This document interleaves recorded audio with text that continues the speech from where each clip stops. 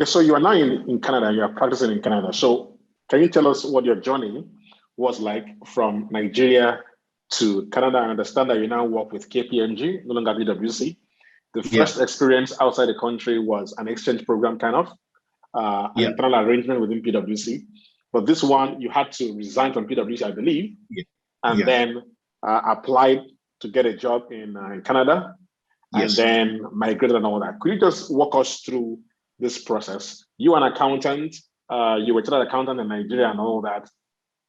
An accountant in Nigeria who's just finished school, who perhaps may be chartered already because many people were chartered while in school, who is looking to migrate and all that. So just use it as an opportunity to guide the person all the way through.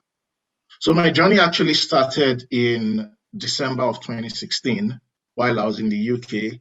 I'd eaten the fruit and I did not want to go back. I knew my stay in Nigeria, in the UK, was going to be only 2 years and I'd have to go back to Nigeria. So, I was keen on going back to Nigeria because that was the agreement, but not everyone who went on that program did. So I started researching on other countries that I could migrate to, and my interest was piqued in Australia. And that was where all of my efforts went into.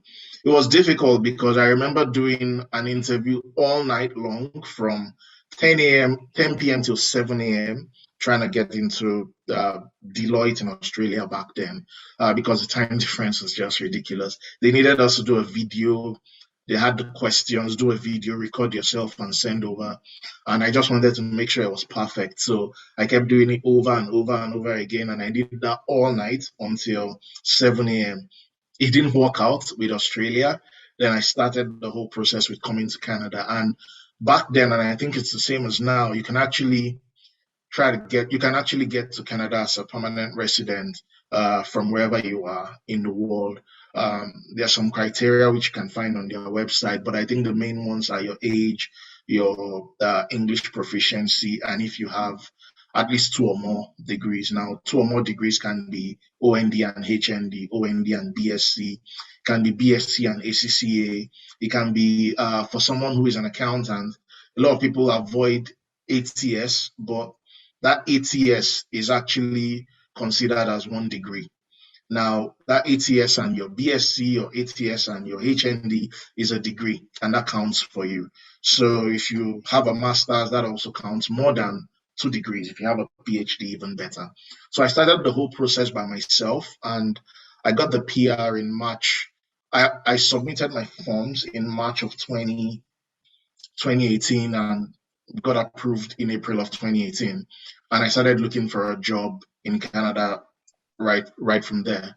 I remember a number of companies were not interested.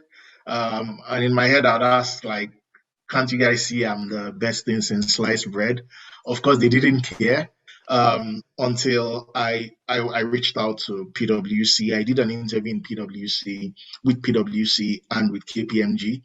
And after I had the interview, I was told that when I come physically into Canada, that I'll meet with a partner. And the moment I heard that, I resigned the next day because I knew, okay, now this is looking real. But before then, I'd gotten an offer from Ernst & Young in Newfoundland, and it didn't work out.